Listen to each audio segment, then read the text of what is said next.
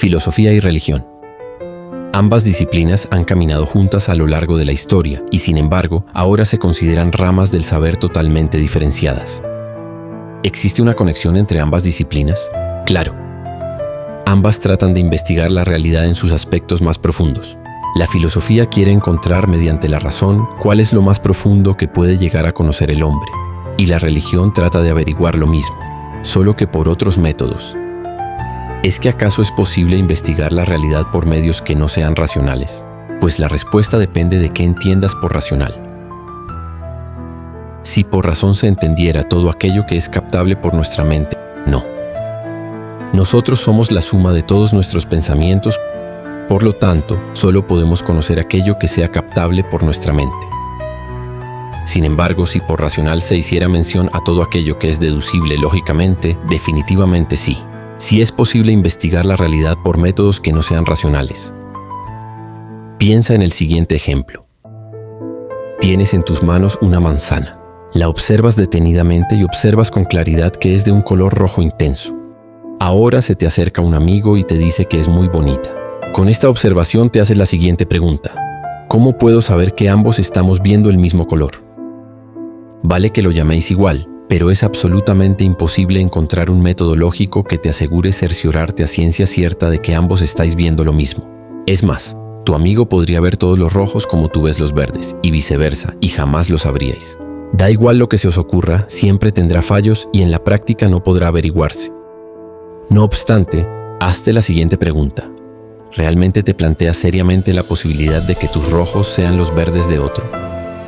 Tal vez pueda plantearse como hipótesis, pero nadie lo cree con seriedad. Todos tenemos la firme convicción de que vemos el mundo de la misma manera. Y no está mal creerlo, no es algo erróneo. De hecho, es absurdo creer lo contrario. Esto demuestra que sí. Existen ideas que las consideramos ciertas, pero que no son comprobables lógica o materialmente, que no es otra cosa que científicamente. ¿Qué es lo científico? La ciencia es todo aquello que abarca la materia y la energía. Lo demostrable científicamente es aquello que sea comprobable. Es decir, que si una cierta materia tiene unas ciertas propiedades, estas son comprobables observándolas y repitiendo sus cualidades en otra materia. Por ejemplo, sabemos que el agua tiene la propiedad de mojar porque en cuanto exponemos cualquier materia al agua, da igual cuántas veces repitamos el proceso, siempre acaba mojándose. En consecuencia, decir que hay verdades que se pueden descubrir por métodos no científicos es afirmar que existe algo más que materia y energía. Llegados hasta este punto, sabemos que vamos por buen camino en nuestra investigación porque hemos llegado a un presupuesto que tiene sentido. La religión tiene todo el sentido de ir a la par de la filosofía, sí. Y solo si consideramos que la realidad está formada por algo más que materia y energía. Pero, ¿tiene sentido considerar que hay algún componente de la realidad que no está formado por materia ni energía? Retomemos el ejemplo anterior de los colores y pensemos sobre qué está pasando ahí para que haya algo que no sea comprobable. De acuerdo a nuestra disquisición, si todo lo comprobable es material, y en la cuestión de los colores nos topamos con algo no comprobable, significa que ahí está interviniendo algo no material. Las manzanas eran materiales. Entonces lo único que debe necesariamente estar más allá de la materia y la energía es el propio individuo. Entonces, el ser humano debe tener algo que le haga ser algo más que materia y energía. Esto es lo que en el ámbito de lo religioso se denomina alma.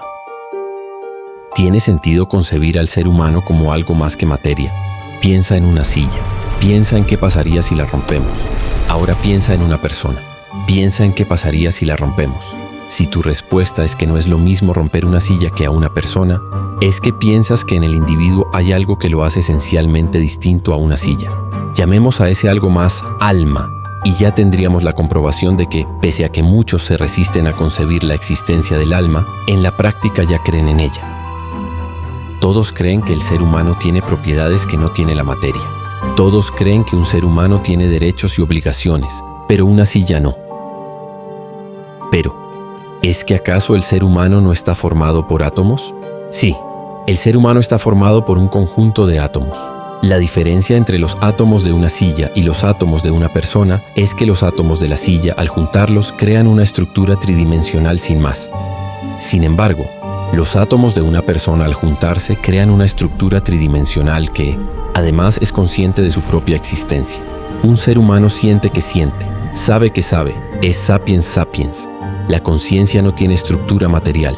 En una silla puedes conocer sus límites, pero en una persona no puedes decir, la conciencia empieza en este punto del espacio y termina en tal otro. La conciencia percibe sensaciones que no son materiales, tal y como se ha demostrado anteriormente con el ejemplo de los colores. En consecuencia, pese a que la estructura del hombre es material, la materia está ordenada de un modo tal que engendra una sustancia, que es la conciencia, la cual es esencialmente distinta de la materia. Sí, aunque suene raro, la materia engendra en el hombre una sustancia esencialmente distinta a la materia. El hombre tiene entonces dos naturalezas, una naturaleza material y una naturaleza pensante. El soporte de la naturaleza material sería el cuerpo, y el soporte de la naturaleza pensante podríamos denominarla como históricamente se ha denominado, el alma. Llegados a este punto nos encontramos con un problema. La naturaleza material del hombre la entendemos. El hombre está formado principalmente por moléculas derivadas del carbono y el hidrógeno. Dichas moléculas pertenecen al mundo que conocemos. No son sustancias extrañas al mundo. De hecho, el hidrógeno es lo que más abunda en el universo. Observamos el mundo y podemos observar que nuestra sustancia material forma parte de la misma naturaleza que el mundo. Ahora, el problema viene al intentar observar de dónde viene nuestra naturaleza pensante. De todos los objetos que hay en el mundo, ninguno parece poder relacionarse con una entidad inmaterial, pensante, que sea consciente de su propia existencia. Pero sin duda debe haberlo. Si yo construyo un objeto de Lego, es porque he utilizado piezas más pequeñas que al unirse entre sí forman una estructura más compleja. Un objeto de Lego puede existir porque existe una colección de objetos fabricados, de la cual puede extraerse un subconjunto de objetos con los que hacer el objeto en cuestión. De la misma manera, un ser humano puede existir porque existe un mundo con una colección de átomos de los cuales el hombre es un subconjunto tomado de la colección total. Dicho de otro modo, se necesita de un mundo del cual pueda extraerse nuestro objeto en cuestión. Es por ello que en el ámbito de lo religioso se habla de un mundo que no podemos observar, a simple vista del cual emana nuestra naturaleza pensante.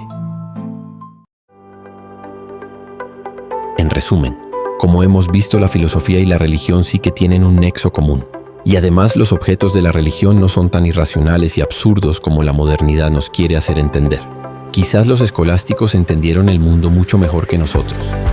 Si alguno percibe alguna dificultad a la hora de asociar filosofía y religión, téngase en cuenta que lo aquí tratado nos muestra lo contrario. Lo único que tenemos que preguntarnos es si existe algo más que materia.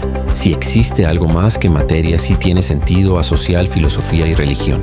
Y en el caso de creer que no existe nada más que materia, debería tratarse el por qué el hombre es distinto de una silla.